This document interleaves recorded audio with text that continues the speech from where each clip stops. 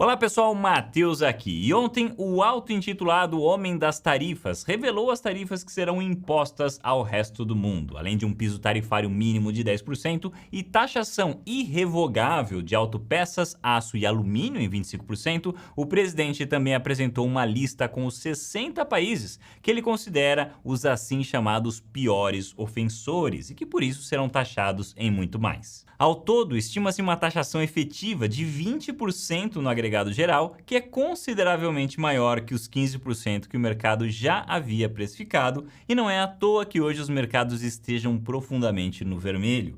Muitos analistas estão alarmados, dizendo que isso é pior do que o cenário mais pessimista possível e a grande preocupação é a retaliação que poderá vir a partir desta guerra tarifária. Então, diante disso, nós estamos reduzindo nossa chance de um cenário otimista para 55% e aumentando nossa chance de recessão para 45%. O cenário otimista ainda é a nossa premissa central devido a dados fundamentalistas que nós veremos aqui neste vídeo, mas mesmo este cenário espera aí um mercado cheio de sustos para os próximos 6 meses, porque o risco da situação degringolar, infelizmente, é bastante real. E como o tema de hoje é muito importante, este será um vídeo mais longo e por isso estará segmentado em capítulos para que você possa chegar facilmente no assunto desejado.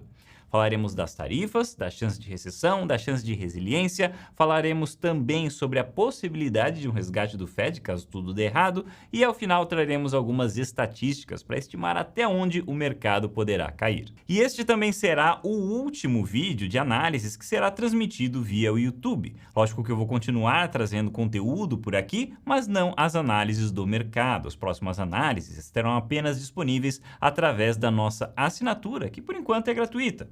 Lá nós teremos vídeos semanais, carteiras de referência e uma série de aulas para que todos possam entender o que se passa nos mercados. Fazer isso fora do YouTube permite criar um canal direto de comunicação onde todos poderão tirar dúvidas comigo e é o melhor caminho para os assinantes. Tem muita aula legal por lá, aproveite enquanto é gratuito, o link está aí embaixo na descrição e agora vamos começar este vídeo. Iniciando pelas tarifas, veja que a tabela apresentada possui aí duas colunas. Em amarelo, nós temos as taxas que foram impostas pelos Estados Unidos e em azul nós temos as taxas que, segundo cálculos da equipe do governo, representam as tarifas que estes países já impõem aos Estados Unidos. E essa estimativa foi muito criticada por diversos economistas, inclusive o Paul Krugman, por destoarem muito da realidade. Alguns números aí, como por exemplo os números do Brasil, que está logo aí embaixo, eles parecem estar um tanto subestimados, enquanto outros números provavelmente estão superestimados, dando peso demais a fatores impossíveis de se mensurar, como supostas manipulações de moedas. Isso cria uma situação onde é muito difícil negociar, aumentam as chances de retaliação e isso escalonaria muito o conflito. Segundo o Morgan Stanley, isso pode inclusive levar a boicotes de marcas americanas por consumidores de outros países, como já está acontecendo no Canadá. Segundo o banco, o único ponto positivo de toda essa história é que as tarifas foram apresentadas como um limite máximo. Então, uma vez que o mercado absorva esta notícia, qualquer novidade que vier seria positiva. Mas não vamos nos adiantar aqui, né? Primeiro vamos olhar um exemplo prático, porque o impacto dessas tarifas ele pode ser ainda maior do que parece. Olha só. Vamos pegar aqui a indústria automobilística como exemplo. Nós já vimos que autopeças serão taxadas em 25%. Porém, se for uma autopeça feita de aço e muita ação, isso passa para 50%. É a taxa da autopeça mais a taxa do aço. E se este item vier da China, então nós estamos falando em uma tarifa total de 70%. Imagine como isso não irá encarecer o preço dos veículos por lá. Aliás, que nós estamos usando, né? Veículos como exemplo, irá encarecer muitas outras coisas por lá. E aumentar o preço aqui no exemplo dos veículos significa também aumentar o preço da manutenção dos carros, do seu seguro e dos seus reparos. Nós vimos isso acontecer forte durante a pandemia e a memória destes eventos e da inflação daquele período ainda estão muito frescas na mente do consumidor americano. Pessoal, um dos grandes medos do Banco Central americano, sabe qual é? É justamente que as expectativas de inflação do consumidor aumentem muito. Eles têm até um termo para isso, eles dizem que as expectativas perderam a âncora, elas não estão mais ancoradas nos habituais 2%, e isso é muito preocupante para eles. Diversas vezes o Jerome Powell falou que isso é uma preocupação, porque expectativas de inflação, elas criam a inflação. Pensa só, se uma pessoa espera que a inflação vá aumentar e continuar alta, ela vai se preparar para isso. Ela vai pedir um aumento, ela vai atrasar a troca do carro, ela vai mudar as suas decisões de investimento para se proteger. E para empresas é a mesma coisa. Se a diretoria da empresa espera um aumento nos preços, ela vai aumentar os seus preços sem cerimônia nenhuma. Ela vai repassar esse custo com muito mais facilidade para os clientes. Então a mera expectativa da inflação, ela já gera inflação. Isso fica ainda pior quando a gente percebe que a legislação americana possui trâmites que impedem essas tarifas de serem aplicadas todas de uma vez. Seria muito melhor se fosse tudo de uma vez só, porque aí os preços aumentariam nesse mês, mas depois não aumentariam mais. Porém, a realidade é que essas tarifas elas são colocadas em prática aos poucos, dando assim a sensação no consumidor de que a inflação veio para ficar, dando a sensação de que a inflação é persistente, assim como foi na pandemia. Neste primeiro mês, em abril, isso ainda não estará muito evidente. Inclusive, a economia até vai ficar um pouco mais aquecida agora, porque muitas pessoas irão adiantar suas compras trocando de carro enquanto o preço está barato. O efeito vai começar a se tornar mais notório a partir de junho, e então essa história ainda tem um longo caminho pela frente, e é por isso que eu disse que o mercado continuará trazendo sustos para nós nos próximos meses. É só depois disso que nós conseguiremos ver melhor se a inflação veio e passou ou se ela veio e ficou. Então agora vamos falar sobre os pontos em favor deste cenário pessimista. E o primeiro ponto em favor desse cenário nós já até falamos aqui, é justamente a expectativa de inflação, e veja só pelo gráfico que está aí na tela que esta expectativa dos consumidores já estourou para cima. Essa é a pesquisa de sentimento do consumidor, que é realizada todo mês por lá, e veja que embora nada tenha mudado ainda na prática, já está todo mundo esperando a inflação chegar.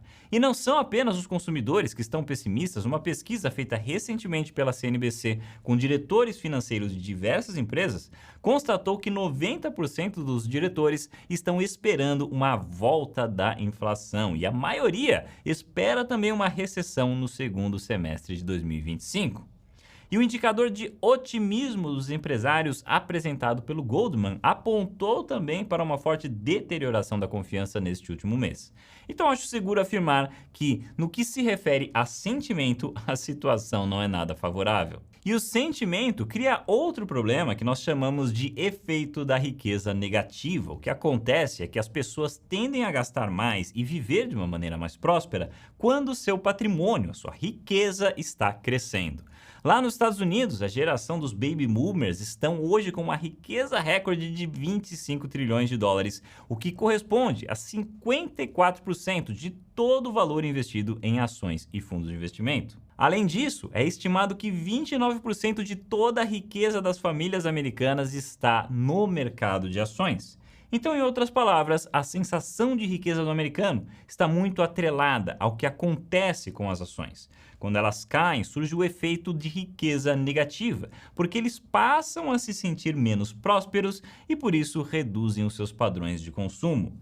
Neste momento, o mercado de ações não está em seus melhores dias. Nós estamos abaixo da média de 200 dias e nada de bom costuma acontecer quando nós estamos aqui. Veja que interessante, esse estudo da Subutrade, ele comparou o desempenho de investir somente quando os preços estão acima da média com o que aconteceria investindo apenas quando os preços estão abaixo da média de 200 dias. E daí vem a frase, nada de bom vem abaixo da média de 200 dias. Neste outro gráfico, nós temos o indicador de incerteza na política econômica comparado com o prêmio de risco exigido pelo mercado para investir em ações. Normalmente, esses números andam juntos, porém as ações ainda não estão acompanhando os sustos que ocorreram aí com todas essas incertezas. Então imagine se elas decidirem acompanhar. Neste momento, nós estamos vendo muitos fundos de investimento saindo de ações. Eu li vários relatos de mesas de operações em grandes bancos reportando justamente isso. O Bank of America disse que esta foi a maior queda na alocação de ações e o maior pulo para a caixa desde março de 2020 e que estagflação, guerras tarifárias e o fim do excepcionalismo americano estão quebrando os touros. Fora isso, nós temos também a narrativa de que a inteligência artificial enfrentará muita disputa com modelos mais acessíveis, como DeepSeek e humanos. Aí na tela nós estamos vendo o preço do índice de fundo imobiliário para data centers. O preço dos data centers, ele vinha subindo muito graças à narrativa da inteligência artificial. Mas desde que apareceu o DeepSeek, este ânimo minguou. Então, pessoal, é isso aí, nós temos chances materiais de recessão. Mas nosso principal cenário aqui, pelo menos por enquanto, ainda é que após um período de sustos e correções ao longo dos próximos meses, a resiliência do mercado americano prevaleça. Esta visão pode mudar dependendo do andar de carruagem, mas por enquanto ela está ancorada nos seguintes pontos. Primeiro, produtividade. Isso faz muita diferença. A produtividade se traduz em maior lucratividade para as empresas e a economia americana dá um pau em produtividade em qualquer outra economia. Segundo ponto, consumidores resilientes. Apesar da expectativa de inflação estar alta aí nos consumidores, por enquanto nós não vimos o consumo cair. Muito pelo contrário, a pesquisa mais recente mostra que o consumo cresceu 5,7% em comparação com o ano passado. Claro que isso pode mudar, eu estou de olho nesses indicadores, mas por enquanto é o que é. Terceiro, o mercado de trabalho também está resiliente. Os números mais recentes mostram um desemprego muito baixo, em 4,1%, com 33% relatando uma abundância nas ofertas de emprego. Quarto, a expectativa de crescimento nos lucros das empresas continua crescente e atingindo números recordes. Os analistas de empresas, eles não se importam muito com o humor do mercado, o humor dos investidores. Eles dão muito mais atenção para o que os diretores das empresas dizem sobre os seus negócios nas demonstrações de resultados. Quinto ponto em favor da resiliência. Esta não é a primeira vez que uma troca de governo traz incertezas para o mercado. Aliás, que isso está sendo padrão desde o fim do mandato do Obama. Nós tivemos já 3 trocas de governo desde então e todas as 3 trouxeram altos níveis de incerteza que depois se dissiparam. Claro que a incerteza atual superou as demais, mas se tem algo que nós precisamos considerar é que esta não é a primeira vez que Washington atrapalha a economia, e isso não impediu a economia de prosperar no passado. Inclusive, nos últimos 3 anos, a torrente de previsões apocalípticas foi tão grande quanto equivocada. Sexto ponto, as ações de tecnologia. Há muito tempo elas não ficavam tão baratas como estão hoje. As quedas recentes trouxeram as maiores do setor muito mais perto dos múltiplos do resto do mercado.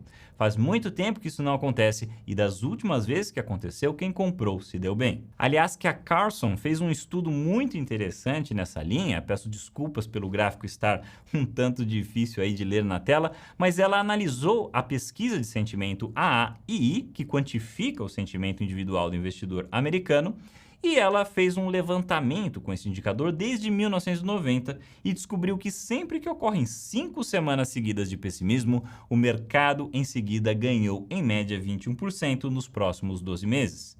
E hoje, eis que nós completamos estas 5 semanas seguidas de pessimismo, coisa que aconteceu também em 1990 e em 2022, justamente com todo aquele pessimismo que nós vimos não dar em nada. Claro que as coisas podem ser diferentes hoje, elas sempre podem ser diferentes, mas é bem interessante ver como o mero sentimento pessimista não basta para decidir o destino dos mercados no longo prazo. E finalmente, nós sempre devemos considerar: e se? E se o governo estiver certo no seu caminho? E se essas medidas realmente forem necessárias para trazer indústrias de volta para os Estados Unidos? Esse movimento, ele não começou agora, ele começou lá atrás, na primeira administração do Trump, quando ele abaixou o imposto corporativo para 21%. Depois dele, o presidente Biden criou 500 bilhões em incentivos tributários e de financiamento, o que atraiu diversas empresas de semicondutores para Arizona e para Nova York. Esse movimento de volta das empresas para solo americano está realmente acontecendo, tanto que isso catapultou o mercado de construções não residenciais de lá para níveis recordes. Só neste ano, nós já tivemos a Hyundai anunciando semana passada a construção de uma fábrica em Louisiana como parte de seu projeto de investir 21 bilhões para ter fábricas em solo americano. Segundo o presidente da Hyundai declarou, a melhor forma para a Hyundai navegar as tarifas é aumentando a sua presença. A empresa taiwanesa de semicondutores, a Taiwan Semi, anunciou também no começo de março seus planos de investir 100 bilhões na construção de 3 fábricas de chip no Arizona. Apple já alocou aí mais de 500 bilhões em projetos nos Estados Unidos para os próximos 4 anos.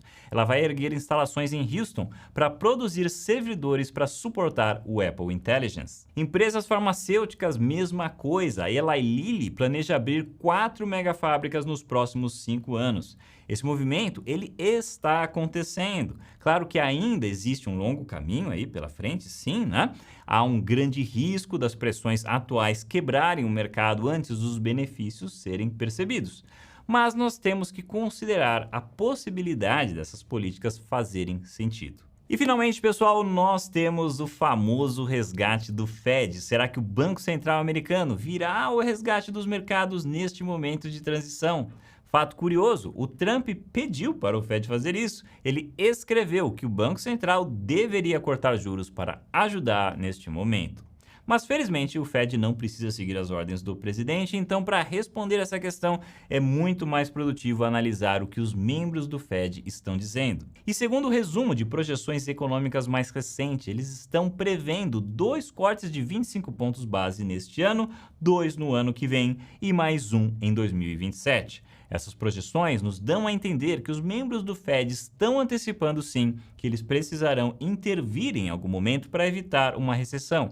Eles já reduziram as estimativas para o PIB, o que sugere que eles também estão considerando uma piora da economia devido às tarifas. A palavra incerteza ela foi mencionada nada menos do que 16 vezes no último pronunciamento do Jerome Powell, mas eles disseram que não estão com pressa para reduzir juros. Esta última frase, ela parece contracionista, mas não é, muito pelo contrário. O fato dele ter dito que não está com pressa significa que eles já estão dispostos a reduzir, só não estão fazendo isso agora porque precisam de dados econômicos concretos que justifiquem este curso de ação. Por hora, eles estão trabalhando com a premissa de que a inflação surgirá, porém será transitória. Nas palavras do Jerome Powell, a economia está em uma fase muito boa. O que nós esperamos é ver o progresso da inflação. E, se nós avistarmos isso, ou se nós avistarmos um enfraquecimento no mercado de trabalho, aí sim nós estaremos em posição de fazer mais ajustes. Mas neste momento nós não vemos isto. Então não sentimos que precisamos ter pressa para fazer qualquer ajuste. Resumindo, eles não vão fazer nada a menos que a taxa de desemprego aumente. Enquanto a taxa estiver próxima dos atuais 4,1%, o Fed estará muito mais preocupado em combater a inflação. Então, a menos que realmente haja uma recessão de verdade, com a taxa de desemprego pulando para a casa dos 5%, o Fed ficará só assistindo. E finalmente, pessoal, vamos finalizar analisando até onde esta correção pode chegar. Nós dissemos que o nosso cenário principal contém vários sustos nos próximos meses antes da situação começar a clarear. Mas até onde a correção deve ir? Bom, segundo o Goldman Sachs, a bolsa americana irá cair até algo próximo de 5.300 antes de ensaiar qualquer recuperação, e esse nível é exatamente onde nós já estamos agora no exato momento de gravação deste vídeo.